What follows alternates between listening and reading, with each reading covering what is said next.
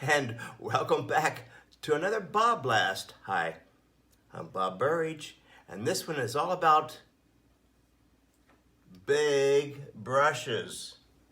Oh boy, what sizes do I use in my studio, and where do they come from? Hey, let me show you. Here we go. So in my studio, I've assembled groups of 4 different kinds of brushes that I use. So let me show you. There's only 4 of them. The first group here is from Cheap Joe's. These are the Escodas. I'll come back to these in a minute. Here's some more Cheap Joe's American Journey. I love those brushes, and I'll tell you why in a minute. Here's the Miller Pseudo Sables. Gosh, almost like watercolor brushes, but they're not. Holbein, the Vermont Art Supply. This is where I get a lot of my paints and my brushes. And then for the varnishing or large washes, this is like a pseudo sable also, and it's Raphael's. So, for instance, these are the Cheap Joe's Escodas. I love, because they're lightweight, and I love to draw in the bigger canvases. I scrumble all over the place. They really take a beating, and you can tell I really use this one. I've had it for several years. It's still in great shape. That's the Escodas, and they're handmade over there in Barcelona. Pretty cool, huh? Here's some American Journey. I love these for large swathling back and forth. Is that even a word? But that's what I do with this. And it's just all over the place, and it takes a beating also. This is American Journey, Cheap Joe's. So I beat these brushes up. I don't treat them really well. But over here, the Miller's Pseudo Sables. I do treat these pretty well. These are pretty nice. They're like a sable brush, but they're not. Thus the word Pseudo Sables. And the different numbers. This is a number 24. And they feel good too. There's a nice weight to them. That's what I like about them. They feel good too. And that's important to me too. The Holbein up there at Vermont Art Supply, as I told you, this is where I get a lot of my paints and a lot of my Holbein products, especially the brushes. Talk to those people up there. Just say you want some of the things that I use. They'll know that you've been talking to me. All right, they're great people. And again, for the washes, you don't want any lines. So this is like a really soft brush.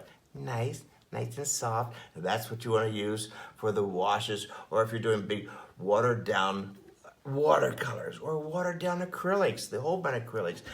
They water down really beautiful. Hey, let me give you a little bit of a painting demo right now. So now let me show you how I use 3 brushes to do my paintings. Here are the brushes. There's a nice flat one. It's like a 2.5 inch, 3 inch wide flat one. I love to do that because I'm going to be doing some washes. I love this big Escoda brush. It's pretty big, isn't it? But I use that for drawing. The whole idea is to stay loose. And then for the smaller, intricate painting techniques, I like to use this Radcliffe from Holbein. My paints are already out. Bucket of water, paper towels, some rubbing alcohol. My canvas has already been gessoed with an acrylic gesso, and here we go. As promised, I'm gonna put down, look at that. Look how much it covers, how quickly it covers. Whoa, beautiful, isn't it? One of the nice things about using the Holbein paints, I don't have to use so much paint. If I use all this liquid, all this water, look, it covers the whole thing. Pretty dramatic. Now, this is the Escoda brush. All right, always wet your brush before you dip it into any kind of a paint. That way it flows off. So I'm going to do a simple thing. I'm not going to be showing you the whole paint. I'm just going to show you what each brush is used for. See, lots of drawing. See, it takes a beating too. Look at that. Whew. Not great. And I can dip back into the yellow. Oh. It just wants to start to paint itself. Come in with some white. All right. Now, all over the place. Now, the other brush, nice and flat. It's about 1 inch long. Here we go, wet the brush. Blue. I add a little bit of this opera to that blue. Nice and wet. See, come back and draw right on top of it even some more. Look at that. But I like this because I could do lots of little checkerboards like that kind of technique. Get in, get out. I always like that. That's what gives it its je ne sais quoi, right? And now, let's go back to the wide brush technique again. I'm gonna make the background simple.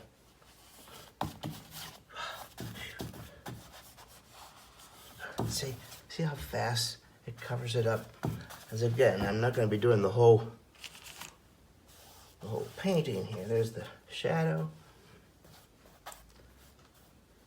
See, you can get the paint done pretty quickly.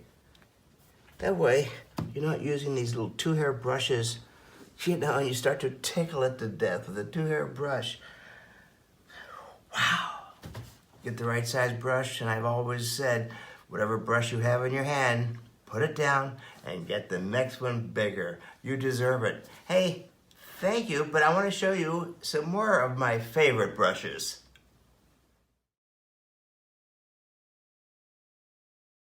So I wanted to show you my brushes that are really special to me because I made them in my studio.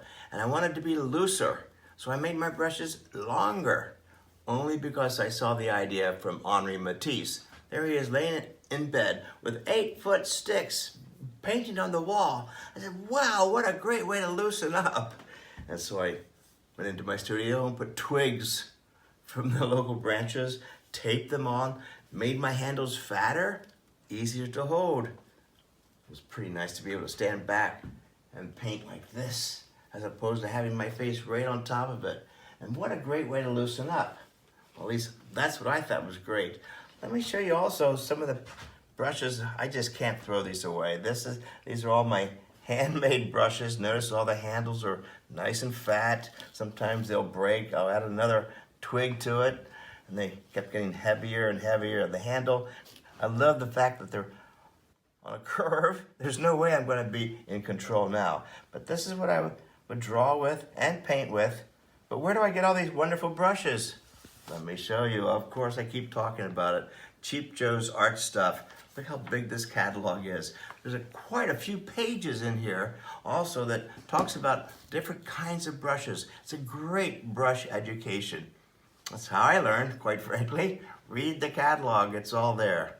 And then you've seen me use this stuff. Boy, does this ever sound like a commercial. And it is. This is Murphy's Oil Soap. This is what I use to clean my brushes, especially if I forgot to clean the brush. And you go back a week later and you pick up the brush and it's like, oh no, it's rock hard. Soak it all night long in Murphy's Oil Soap. I'm not kidding you. It will be better than brand new. Anyway, I'm just trying to help you in the studio with your brushes. I hope this clears up a lot of information of where I get my brushes. To be really wacky, I like to make them even longer. Use black electrical tape when you put the stick on, because that way it won't unwind when it's wet. Black electrical tape. Hey, I'll see you on the next BobBlast. Thanks for watching.